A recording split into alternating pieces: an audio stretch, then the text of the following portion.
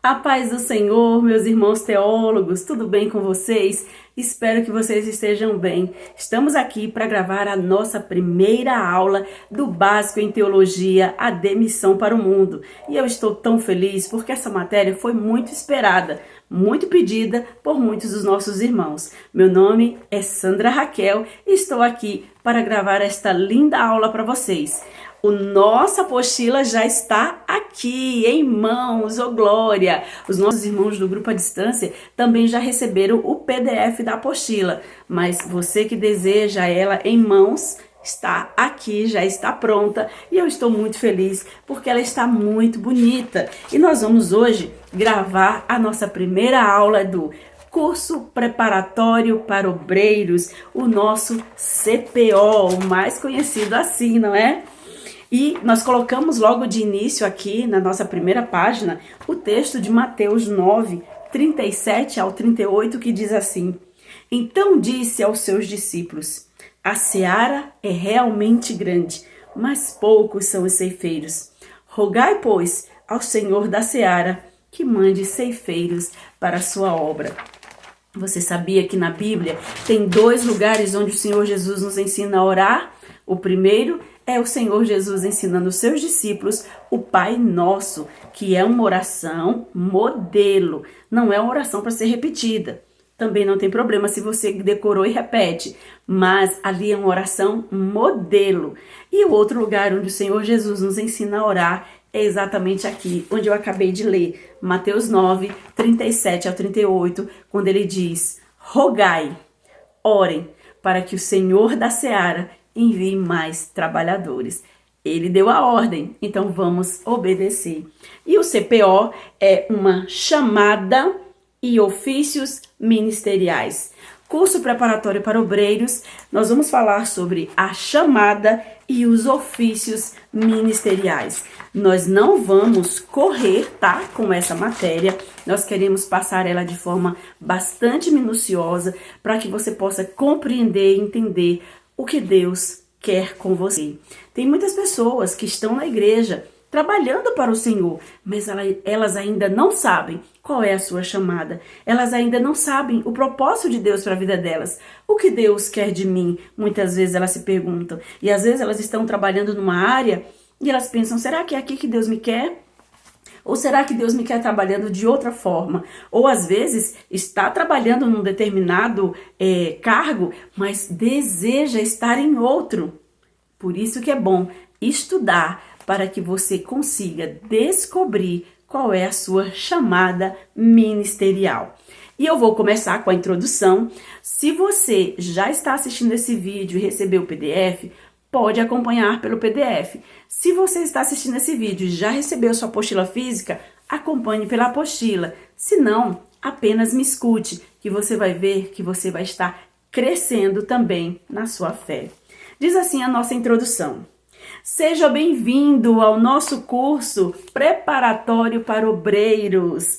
Este não é apenas um curso, mas um chamado ao crescimento, uma jornada de transformação, onde conhecimento e unção caminham lado a lado. Não tem essa de dizer eu sou ungido, se você não se preparar. Aqui não formamos apenas obreiros, formamos servos com propósito, que conhecem a palavra, servem com humildade e vivem com temor. Cada aula é uma oportunidade de ser moldado pelo Espírito Santo e equipado para servir com excelência na obra do Senhor. Olha que oportunidade, hein?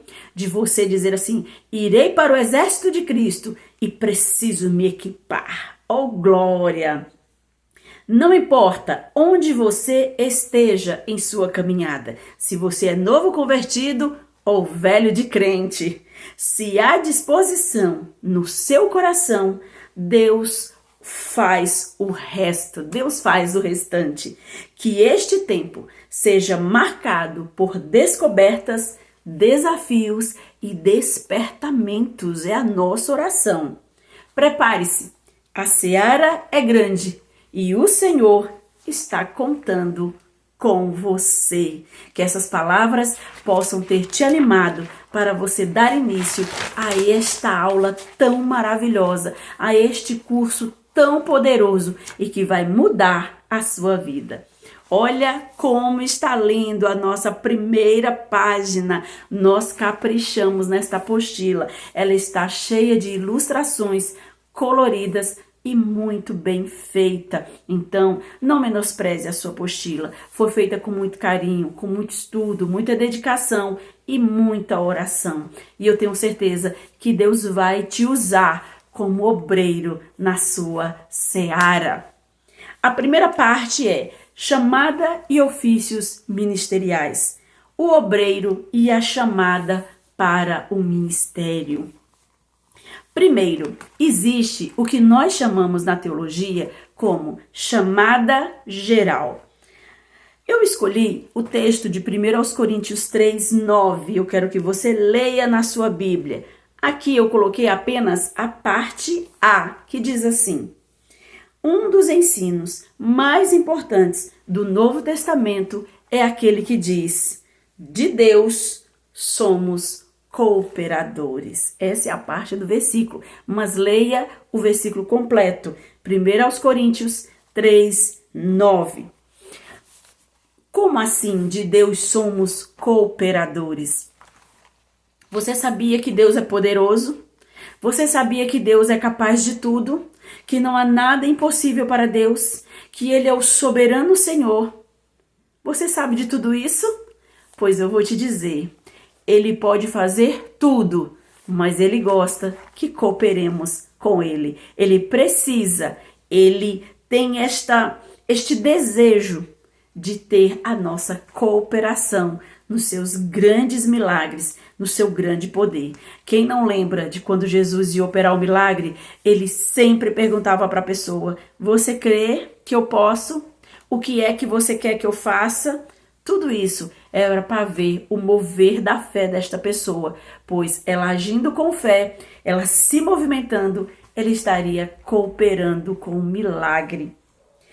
Sua importância se destaca nas seguintes palavras do apóstolo Paulo. A nossa importância como cooperadores de Deus se destaca nas seguintes palavras do apóstolo Pedro.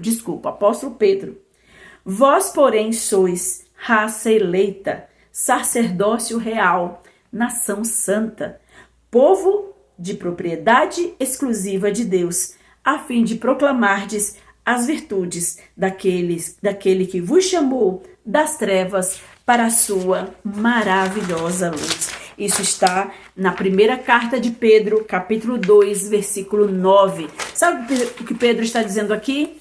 Que nós fomos escolhidos, que fomos chamados para um propósito. Que propósito é esse? Proclamar aquele que nos tirou das trevas para a sua maravilhosa luz. Você sabia que tem pessoas que não falam, não conta seu testemunho, que não diz do lugar terrível que Deus o tirou e para onde o colocou, que às vezes tem vergonha de falar que Jesus pode salvar e libertar, que tem vergonha de convidar a pessoa para visitar a sua igreja? Pois eu vou lhe dizer, os covardes e os tímidos, a Bíblia diz, não herdarão o reino de Deus. O Senhor te chamou e esta é a chamada geral. O Senhor te chamou, ela vale para todos, não importa se é grande ou pequeno, se é homem ou mulher. Não importa quem você seja, eu não sei ler, eu não sei isso, eu não tenho teologia, eu não tenho isso. Nada disso importa. O que o Senhor está dizendo na sua chamada geral, que é para todos, é: você precisa proclamar aquele que te tirou das trevas e te colocou na sua maravilhosa luz. É contar o que Deus fez com você. É como Ele é poderoso e maravilhoso para salvar. É como Ele é poderoso e maravilhoso para curar, para libertar, para tirar das trevas e colocar na sua maravilhosa luz. Será que você pode responder essa chamada? O ide do Evangelho de Marcos, ide por todo mundo e pregai o Evangelho a toda criatura. Será que você pode fazer isso? Porque esta chamada é para você. A chamada é uma convocação. A unção ou consagração é ser separado para um serviço. O objeto ou a pessoa consagrada, ela é santificada para uma obra. A unção é uma chamada ao trabalho. Você que recebeu a chamada foi separado para uma obra. Quando aceitamos a salvação oferecida por Jesus, nosso relacionamento com Deus assume uma dimensão que não envolve apenas o louvor e a adoração, mas também o serviço. Não tem essa de você dizer, não, porque eu só quero ficar aqui adorando. Não, porque eu só quero ficar aqui dando glória a Deus. Não, porque deixa eu aqui no banco sem fazer nada. Não. Quando aceitamos Jesus e nós começamos a ter um relacionamento com Ele, agora nós nos envolvemos em sua obra. Agora nós atingimos uma nova dimensão. Uma vez unidos a Cristo, somos feitos parte inseparável da sua obra na terra.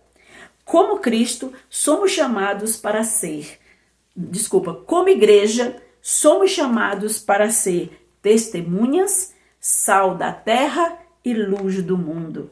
Essa chamada se destina a todos os salvos. Desse ministério fazem parte professores de escola dominical, secretários gerais, tesoureiros, dirigentes de congregação, líderes de mocidade, de ciclo de oração, regentes de coral, de banda, conjuntos musicais, enfim, aqueles que servem a igreja, desde o pastor até o porteiro, receberam esta chamada. A chamada de ser testemunha de Jesus, de ser sal da terra, de ser luz no mundo. Deu para entender? Se tiver alguma dúvida, pode me enviar. E agora nós vamos para a chamada específica, que está aqui na página 4. Ainda que todos os crentes são chamados para serem sal da terra e luz do mundo, portanto, testemunhas do Senhor Jesus Cristo, é certo que Deus tem contemplado alguns com uma chamada individual, específica e especial, a fim de viverem para o Evangelho e do Evangelho. Apesar de Jesus possuir muitos discípulos, apenas 12 deles foram escolhidos como apóstolos e associados ao seu ministério. Veja que todos são chamados para proclamar Jesus como seu Salvador, aquele que lhe tirou das trevas para a sua maravilhosa luz. Mas Deus, o Senhor Jesus, escolhe alguns entre estes da chamada geral para realizarem trabalhos específicos, assim como ele fez com seus 12 apóstolos. Apesar de Jesus possuir os discípulos, ele escolheu os 12. Deus convoca os salvos para assumir um cargo, para exercer um trabalho, um serviço, uma função. Somos chamados para trabalhar na obra dele, no reino dele, na construção de um edifício. E eu vou ler aqui Efésios 4, 11 e 12, que diz assim: E ele mesmo deu uns para apóstolos, outros para profetas, outros para evangelistas e outros para pastores e doutores, querendo o aperfeiçoamento dos santos, para a obra do ministério, para a edificação do corpo de Cristo. Por que o Senhor capacita assim os seus obreiros? Por que o Senhor os separa e os chama de forma específica para exercer uma determinada função? Para a edificação do corpo de Cristo, para a obra do ministério, para a edificação do corpo de Cristo e também para o aperfeiçoamento dos santos. Vou ler 1 Coríntios 3, do 10 ao 14. Lembra que antes eu falei do 9? Leia completo que você vai ver que vai fazer sentido. Olha o que diz. Segundo a graça de Deus que me foi dada, pois eu, isso é Paulo falando, como sábio arquiteto, o fundamento. Quem não sabe qual é o fundamento? O fundamento é Cristo. E outro edifica sobre ele. Mas veja cada um como edifica sobre ele, porque ninguém pode pôr outro fundamento além do que já está posto, qual é Jesus Cristo. E se alguém, sobre este fundamento, formar um edifício de ouro, prata, pedras preciosas, madeira, feno, palha, a obra de cada um se manifestará. Na verdade, o dia a declarará, porque pelo fogo será descoberta, e o fogo provará qual seja a obra de cada um. Se a obra que alguém edificou nessa parte permanecer, esse receberá galardão. Isso está na primeira carta de Paulo aos Coríntios, no seu capítulo 3, versículo 10 ao 14. E eu vou ler o último versículo e nós vamos encerrar nesta parte. Diz assim: existem outros textos que definem o chamado ao serviço como mordomia, ou seja, administradores da casa de Deus. Isso está em Mateus, capítulo 24, versículo 45 e 46, que diz assim: quem é, pois, o servo fiel e prudente que o Senhor constituiu sobre a sua casa para dar o sustento a seu tempo? Bem-aventurado aquele servo que o Senhor, quando vier, achar servindo assim. E eu vou fechar agora aqui, porque como eu disse, nós vamos passar por essa apostila de forma devagar, explicando ponto por ponto. Eu já falei o que é a chamada geral, que é a chamada que todos os salvos recebem para proclamar aquele que o salvou. A chamada específica, que é uma função, que é um cargo, que é um ofício, que é um serviço que essa pessoa vai fazer. O apóstolo Paulo, na sua primeira carta aos Coríntios, capítulo 3, onde nós acabamos de ler, ele faz uma ilustração com esta obra que eu exerço, que você exerce, este trabalho, esta função, este serviço. Ele compara com alguém que está construindo um edifício. Ele diz, olha, o fundamento já foi posto. Esse fundamento é Jesus. Ninguém pode mudar este fundamento. Ele diz, olha, quando você for construir, quando você for fazer a obra de Deus, cuide para não mudar este fundamento. Se você mudar, você está perdido. É como construir sua casa sobre a areia. Esqueça, é ruína na certa. Mas se você não mudar o fundamento, e o fundamento do serviço que você faz na obra de Deus, do edifício que você está construindo, for Cristo, você está construindo sobre a rocha. Pode vir os ventos, pode bater as águas, pode vir as chuvas, nada vai derrubar essa edificação. Mas o apóstolo, na sua ilustração, ele diz, a construção que essa pessoa construir sobre o fundamento que é Cristo, for de ouro, prata, pedras preciosas, esta obra irá ser provada. Ela passará pelo fogo. O fogo a descobrirá. O dia a descobrirá. Mas há pessoas que também irão fazer, sobre este mesmo fundamento que é Cristo, obra de palha, feno e madeira, que também passará pelo fogo. Você já deve estar pensando aí, né? É lógico que a obra, o edifício feito de ouro, prata e pedras preciosas vai permanecer, porque quando esses elementos são passados pelo fogo, exalta mais ainda o valor deles. Eles ficam mais puros do que o que eles já eram. Mas se a obra que alguém edificar sobre o fundamento que é Cristo for de palha, feno e madeira, passando pelo fogo, é claro que esta obra irá simplesmente sumir. O fogo irá consumir. O que isso significa? Que até o versículo no final ele diz assim, se a obra que alguém edificou nessa parte permanecer, esse receberá galardão. Por isso que ele disse, o fogo provará qual seja a obra de cada um. Paulo está dizendo, você que recebeu uma chamada específica, por favor, tome cuidado quando for exercer essa função. Tome cuidado quando for fazer a obra de Deus, porque esta obra tem valor para Deus. Esta obra possui um valor para Deus. Que valor é esse? O valor de ouro, prata e pedras preciosas. Ou um valor de palha, feno e madeira. E ele vai ter o dia em que ele irá passar a sua obra à prova. Que dia será esse, professora? Que dia será esse? Eu vou te dizer. Nós vamos ter ainda aqui no nosso curso a matéria de escatologia. E na matéria de escatologia, nós vamos explicar sobre o tribunal de Cristo. Todos os salvos passarão pelo tribunal de Cristo. Nesse tribunal não é para condenação. Ninguém será julgado para ser condenado, porque eu já estou falando sobre salvos. Se você é um salvo, se você está na glória, não há mais condenação para você. Não tem como aquela historinha antiga que diziam que os seus pecados iriam passar na parede e você ia morrer de vergonha porque todo mundo ia ver seus pecados. Isso não existe para os salvos. Para os ímpios, sim. Para os salvos, não. Que tribunal é esse então, professora, que eu vou passar quando eu for arrebatado, quando nós chegarmos na glória? É justamente o momento em que Cristo vai passar as suas obras. O tribunal é para receber a recompensa, o galardão.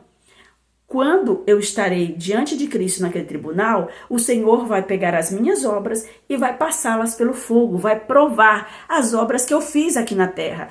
Quando eu estava exercendo a minha função, quando eu estava fazendo o meu ofício, quando eu estava fazendo o meu serviço, edificando o edifício da obra de Deus, aperfeiçoando os crentes, quando eu estava edificando o corpo de Cristo, que é a igreja. Se esta minha obra foi feita para a glória dele, se esta minha obra foi feita para o louvor dele, se esta minha obra foi feita com amor e carinho, com zelo, dedicação, respeito, temor, tudo isso vai agregando valor à minha obra e provavelmente ela passará pelo fogo e terá o valor de ouro, prata ou pedras preciosas. Mas se a obra que eu faço aqui, eu faço para a minha glória, se a obra que eu faço aqui, eu faço para me destacar, para que meu nome apareça, minha foto esteja na frente, meu nome fique no holofote, se a obra que eu faço for para competir com alguém, for para humilhar alguém, se a obra que eu exerço for para que eu ganhe alguma coisa em troca, recursos, que eu saia ganhando de alguma forma, seja uma barganha, se esta obra for para que alguém perca, para que eu ganhe, você consegue entender o que eu estou dizendo? Se esta for a forma que você está fazendo a obra, ou fazendo relaxadamente, fazendo de qualquer jeito, empurrando com a barriga, porque para quem é já tá bom. Se você é daqueles que faz a obra de Deus de qualquer jeito, que edifica a casa do Senhor de qualquer jeito, que está fazendo a obra de Deus mal feita, relaxadamente, saiba que o valor que você está agregando a esta obra, a esta função, este serviço que você está fazendo, tem valor de palha, tem valor de feno, tem valor de madeira, não serve para nada. Quando passar pelo fogo, não vai restar nada.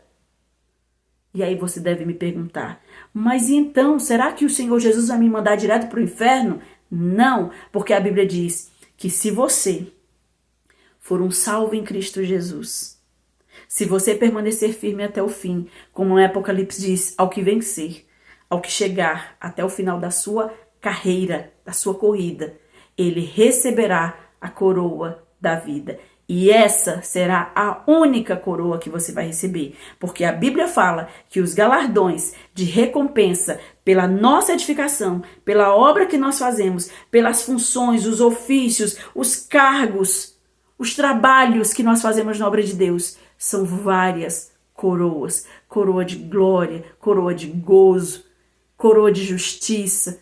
São coisas maravilhosas que Deus tem reservado para nós. Que você possa, depois desta aula, pensar como é que eu estou fazendo a obra de Deus. Como é que eu estou exercendo a minha chamada geral, que é a chamada de proclamar a Cristo como Salvador da humanidade. E como eu estou exercendo a minha chamada específica, o trabalho que eu faço. Ah, irmã, mas eu só limpo a igreja.